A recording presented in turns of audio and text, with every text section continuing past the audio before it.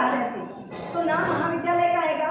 केवल हमने इतना भर कहा था कि आरएसी में हमको निकाल के वो आभासी को रखा गया कि जिसकी वो क्षमता या योग्यता भी नहीं थी। इस वाक्य को चांदेकर ने लिखवा लिया, आभासी से शिकायत, और इस आधार पर शोकॉज दिया कि हमने महाविद्यालय की बदनामी की है। मामला कहाँ चल रहा था? विद्यापीठ का। यही प्रिंसिपल के पास गए थे कि सर हमारी 2 छात्राओं को बहुत तकलीफ दी है मनोज पांडे ने, कृपा करके आप कुछ कर सके तो करिए। और क्योंकि 2 साल से बहुत घृणित कार्य उसका शुरू था वो व्यक्ति का, तो भी हम गए क्योंकि बात बच्चियों की थी।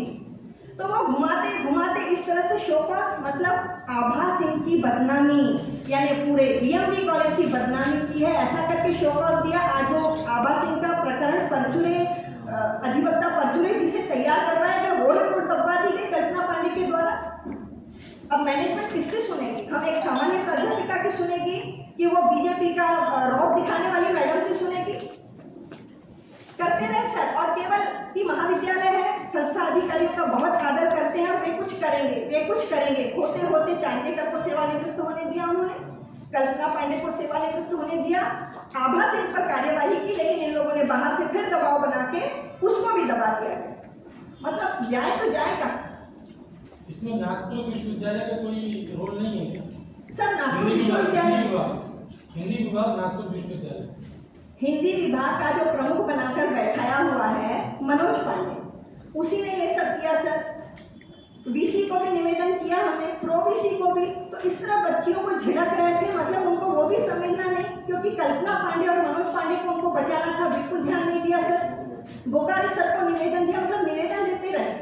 ऐसा एक पल नहीं रहा कि हम नहीं कह रहे कि रोकिए उसको, वो मनोज पांडे जो कर रहा है गलत कर रहा है। जैसे ही पता चला कि रसीदें नहीं दी, 500-700 रुपए की, मतलब 1.5-2 लाख कमाने वाले प्रोफेसर हेड बन के बैठे और गरीब बच्चों से 500 ऐंठ रहे हैं। इतना क्या दबाव उनका कि 100-100, 200, 500 रुपए भी वो एकत्रित करें। मनोज पांडे के पहले बीना दाने थी मैडम, बीना दाने, हाँ जी, वहाँ की एचओडी बेटा हिंदी विभाग नागपुर विश्वविद्यालय जी। तो उस समय ऐसी कोई शिकायतें आई थी? नहीं थी सर।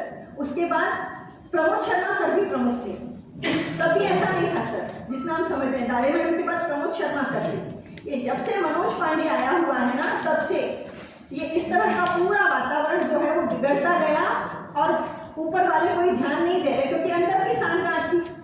अब होते होते जब हमारा दोष केवल इतना है सर कि हमने कहा कि हमारी बच्चियां सही बोल रही हैं, सच बोल रही हैं, बस ये एक वाक्य और उन 2 बच्चियों को न्याय मिले करके साथ में खड़े रहे, उसकी सजा की